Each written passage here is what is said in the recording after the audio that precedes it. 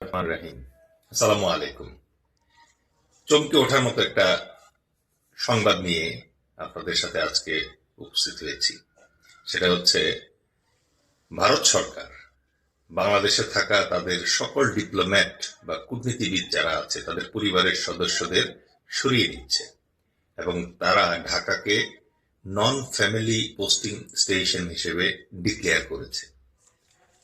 এইটা ডিকোডিংটা বোঝার চেষ্টা করি আমরা, কারণ নন ফ্যামিলি পোস্টিং স্টেশন এই জার্গনটা নর্মালি ইউজ করা হয় আফগানিস্তান, ইরাক, লিবিয়ার মতো যুদ্ধ বিধ্বস্ত কান্ট্রিগুলোর ক্ষেত্রে।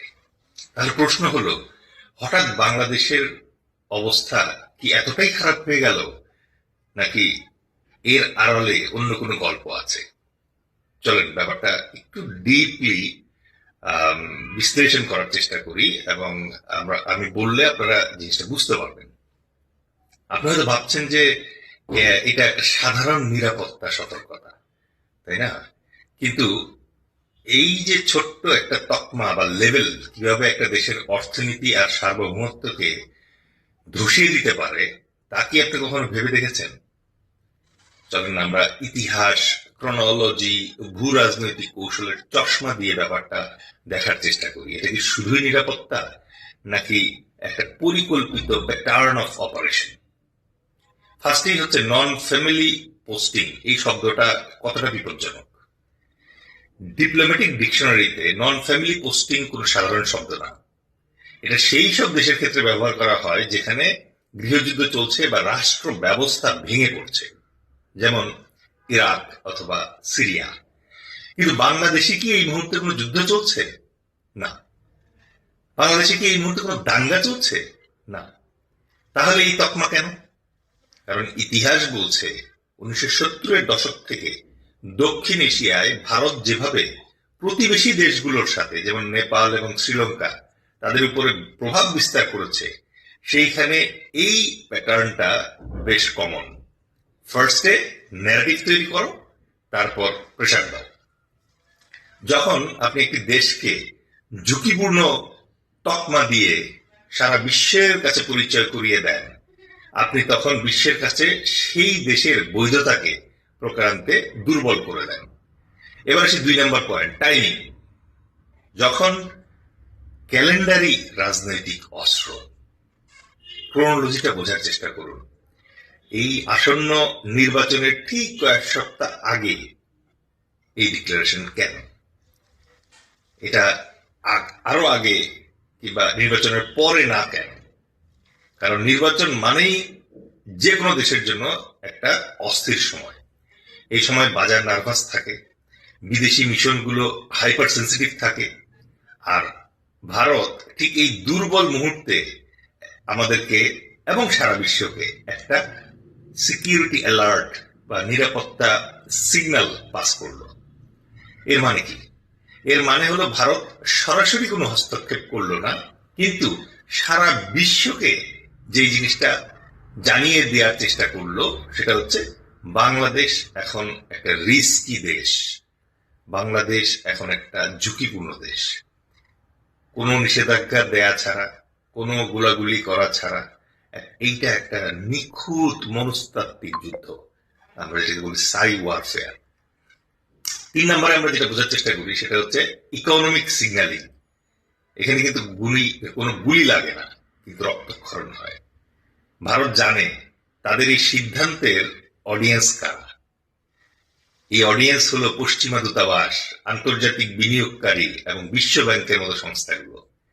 যখন ভারত তাদের পরিবার বাংলাদেশ থেকে সরিয়ে নেয়, তখন বিদেশি বিনিয়োগকারীরা তাদের প্রজেক্ট পজ করবে কিনা সেটা নিয়ে ভাবতে শুরু করে।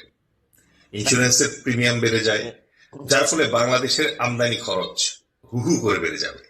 ফলাফল, ইন্টারিম গভর্নমেন্টের উপর এক ধরনের অদৃশ্য অর্থনৈতিক চাপ সৃষ্টি করা, যাতে তারা নির্বাচনের আগে স্ট্যাবিলিটি বজায় রাখতে হিমশিম খায়।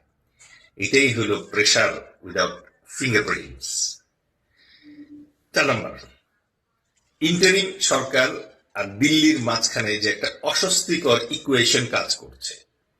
ডক্টর মোহাম্মদ ইউনূসের ইন্টারিম সরকার দিল্লির জন্য খুব একটা কমফোর্টেবল না। এটা আমরা জানি, আপনারা জানেন, সারা বিশ্ব জানে। কারণ ইতিহাস বলে বড় শক্তিগুলো সব সময় প্রেডিক্টিবিলিটি বা পরিচিত মুখ পছন্দ করে, কিন্তু ইন্টারিম এবং ডক্টর ইউনুস তাদের সেই পরিচিত মুখের লিস্টে ছিলেন না। ভারত গত 15 বছর যাদের সাথে কাজ করেছে তাদের বদলে এই নতুন এবং স্বাধীন চেতা একটা সরকারকে তারা পুরোপুরি নিয়ন্ত্রণ করতে পারছে না। তাই পরিবার প্রত্যাহারের এই নীরব বার্তাটি আসলে ঢাকার নীতি নির্ধারকদের উদ্দেশ্যে একটা হুমকি স্বরূপ। তারা বলতে চাইছে, আমরা নজর রাখছি এবং আমরাই ঠিক করব তোমাদের নিরাপত্তা পরিস্থিতি কেমন। এবার সে 5 নম্বরে হাসিনা ফ্যাক্টর। এই পয়েন্টে নিয়ে কেউ মুখ খুলতে চায় না। শেখ হাসিনা এবং তার দলের শীর্ষ নেতারা এখন ভারতে। এটা কোনো গোপন তথ্য নয়, কিন্তু ভারত ঐতিহাসিকভাবে বাংলাদেশের রাজনৈতিক ধারাবাহিকতা বা কন্টিনিউটি পছন্দ করে। নির্বাচনের আগে এই অস্থিতিশীল যে পরিস্থিতি, এই অস্থিতিশীলতার যে বয়ান, সেইটা তৈরি করে আসলে পুরনো সেই শক্তিকে ফিরিয়ে আনার কোনো পটভূমি তারা তৈরি করতে চাচ্ছে কিনা, এটা কিন্তু গভীর চিন্তার বিষয়। দাবার ভাষায় যেটাকে বলে চেকমেট বা কিস্তিমাত না, বরং বোর্ডের উপরে কন্ট্রোল প্রতিষ্ঠা করা। এমন একটা পরিস্থিতি করতে চাইছে তারা যেখানে সবাই যাতে আস্তে আস্তে এটা বলা শুরু করে, আগেই তো ভালো ছিলাম, পুরাতন ব্যবস্থাই তো ভালো ছিল।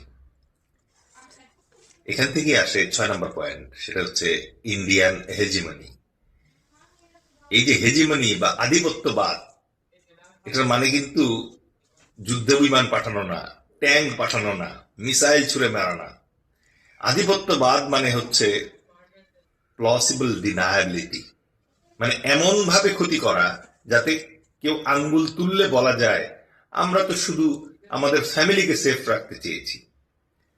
আপনারা যদি স্মরণ করেন, নেপালে যে ব্লকেটটা কয়েকদিন আগে দেখলাম আমরা, শ্রীলঙ্কায় তামিল ইস্যুতে ভারত যা করেছিল, তার সাথে কিন্তু এই সিচুয়েশনের অদ্ভুত একটা মিল আছে।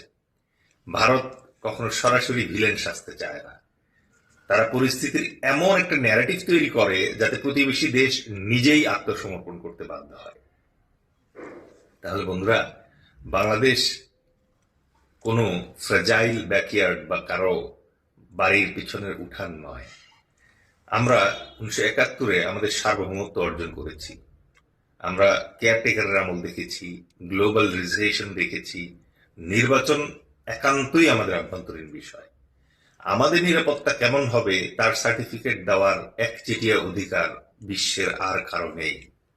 তাই আমাদেরকে সতর্ক থাকতে হবে। আমাদেরকে প্রমাণ করতে হবে যে ভারতের এই নিরাপত্তা ঝুঁকির যে বয়ান, এটি আসলে রাজনৈতিক নাটক। আমরা অবশ্যই সহযোগিতা চাই, কিন্তু কোনো হেজিমনি বা আধিপত্যবাদ 24 পরবর্তী বাংলা মেনে নেবে না।